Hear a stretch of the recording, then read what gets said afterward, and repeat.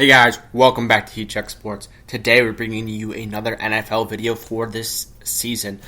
This week we're going to be breaking down the games that happened in week 2 so far. The only game left is Lions versus Packers tonight on Monday Night Football.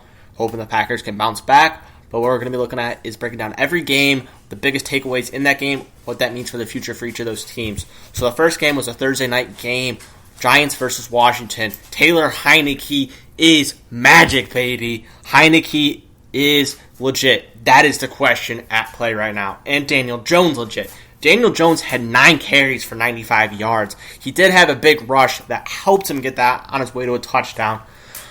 But Jones was looking good in that game. And he needed that to really bounce back his career. For Washington, can Taylor Heinicke lead this team for the rest of the season? Can he do it? Fitzpatrick went down week 1. Heinicke took over. Heinicke got his first win as a starter. I believe Heinicke can do it. What a story for him. I think he's going to have a good season. I don't think he's a long-term starter in the NFL, unfortunately. Next game up, the Bengals versus the Bears. Story of the day. Chicago's defense is back. Khalil Mack looked good in this one. We had some great plays out of Chicago's defense. I think they're legit. They're really going to carry the Bears' defense this season. Next game, Houston-Cleveland. Tyrod Taylor went down with an injury. Davis Mills came in. Will the Texans bring Deshaun Watson back into the play? He's still on the active roster, but will the NFL even allow it? Deshaun Watson, even though he didn't play in this game, is still going to remain the biggest question mark for the Texans looming over them. The Browns, they almost choked that game. The Browns almost beat Kansas City. They should be 2-0, 1-1. That offense is legit. Even with Odell Beckham out, Jarvis Landry going down off an injury, Baker Mayfield carrying them. Baker Mayfield is a legitimate top 15 quarterback in the NFL this year. Next game up, we got the Rams versus the Colts. Matthew Stafford, finally his time to shine has come. He is looking like a Super Bowl winning quarterback this season. 278 yards, and that was an easy day for him. Cooper Kupp, the connection with Stafford is real. 163 yards on 9 receptions and 2 TDs. Both of Stafford's touchdowns for the Cooper Kupp. He also has Robert Woods, Van Jefferson, Tyler Higbee. This team, they are a real Super Bowl contender, and they are very scared in the NFC. The Colts, they're looking all right, but Carson Wentz, another injury already to start off the season. I feel absolutely awful for Carson Wentz. Hopefully recover soon. And another injury in the next game, Tua Tagovailoa. I was actually at that game in person. As you all know, I'm a Dolphins fan. It was very, very tough to watch that one in a 35-0 defeat to the Bills. The Bills' rushing game was probably the best we've seen out of them this season and last season combined. Devin Singletary and Zach Moss together each had a touchdown. That was really impressive for them. Got off to an early lead, stayed hot, ended up closing out strong. Bills are a big threat this season, but the Dolphins' offensive line is just non-existent this year. That's what led to Tua's injury. Here's the story for the Dolphins. Do they bring in Cam Newton if Tua is going to be down for a significant period of time? That is the question. I personally don't think it's going to happen, but I think Cam Newton will land on an NFL roster within the next 2 weeks. With the amount of injuries we've seen so far, and more are likely to happen, Cam Newton's going to be a starting quarterback again in the NFL very soon. New England Jets, Zach Wilson, 4 interceptions. Coaching staff is encouraging him on, saying he's still a good quarterback, he still got it. He did not have it in that game, and the Jets, they don't have an statement of receivers by any means. They have Corey Davis, Jamison Crowder, and they were just non-existent in that game. Damian Harris plowed over the Jets defense. There's just not much to say on this game. 49ers Eagles. Jalen Hurts failed to throw a passing touchdown this game, but did have 82 yards on 10 carries and a TD.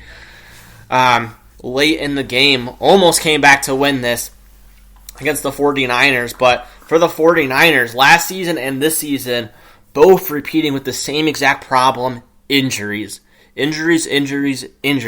Raheem Mostert was down last week. Jeff Wilson is hurt. JaMychal Hasty is hurt. Elijah Mitchell is hurt. Trey Sermon is hurt.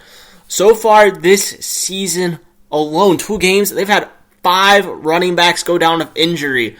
San Fran and Baltimore both. Running back plague is going on.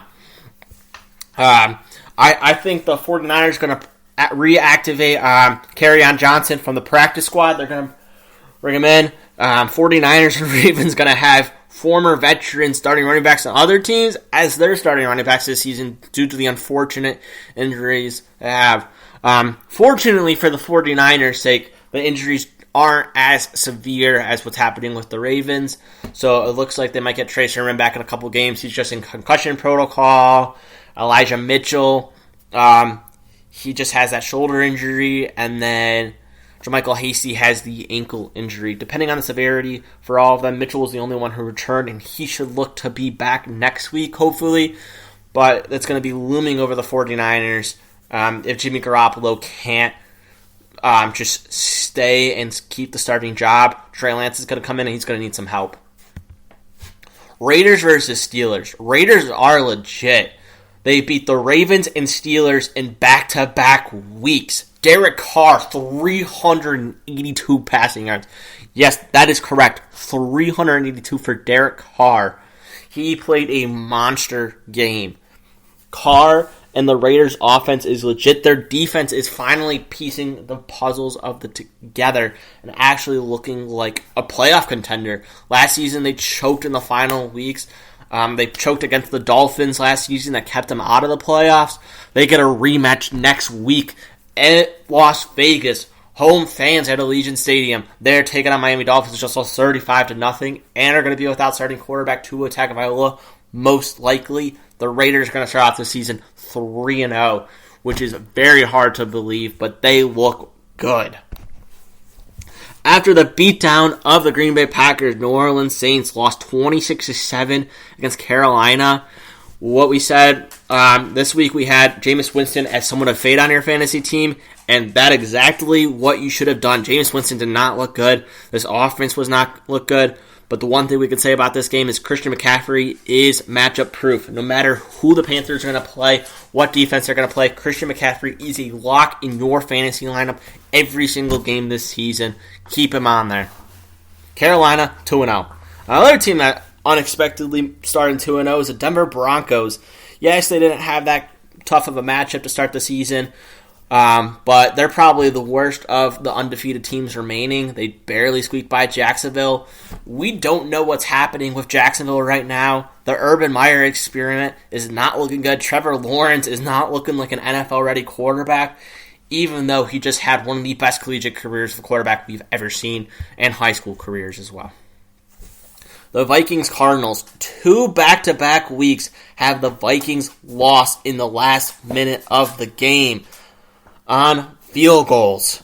The Bengals made a field goal to win it, and the Vikings missed a field goal to lose it against the Cardinals. It was the Vikings for the taking, and field goal problems is where it lies. Kyler Murray, another insane game. If you have him on your fantasy team, you are very, very fortunate. 400 yards, 3 TDs, and that's just what he did in the air. He also had a rushing touchdown, a significant amount of carries in this game.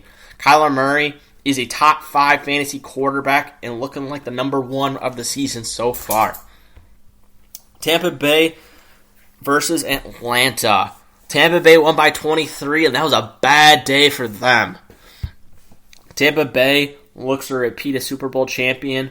Atlanta is going to be a bottom dweller in the NFC South this year. Cowboys versus Chargers. Last second, as time expires, 56-yard field goal, won it for the Cowboys. And another time that Zeke does not look like the starting running back. Tony Pollard is taking more carries. Zeke is going to lose his starting job by the end of the season. Zeke's going to be playing on another team next year. Titans Seahawks. Man, Derrick Henry is back. He is back for another season of dominance. Derrick Henry might improve on his year last year. He might rush for 2,000 yards this year. It is highly possible. 182 yards yesterday, 3 touchdowns on the ground. Absolute monster of a human being. Stiff arms are back. Derrick Henry is just an absolute tank. He's going to lead this Titans offense for this entire season. He's going to get the job done. Kansas City, Baltimore. Last second score helped them out in this game after a collapse against the Raiders in week 1. Back-to-back primetime weeks. Started off 1-1. That's better than they could have asked for. Kansas City should be 0-2. 1-1 to start the year. Very grateful they're in that position because they have not looked good. Patrick Mahomes is doing an incredible job leading that offense, but defense, it doesn't exist. Kansas City, every game is going to be a shootout this year. Bet in the over every game this season pretty much on them. But Baltimore finally overcome their troubles, and Lamar Jackson has taken down the Kansas City Chiefs. Baltimore, Kansas City, will we see that rematch in the playoffs this year? Stay tuned to find out later this season. Next up, last game of the week, we got the Green Bay Lions. We think Green Bay's going to bounce back. Aaron Rodgers is someone you should start in your fantasy lineup this week.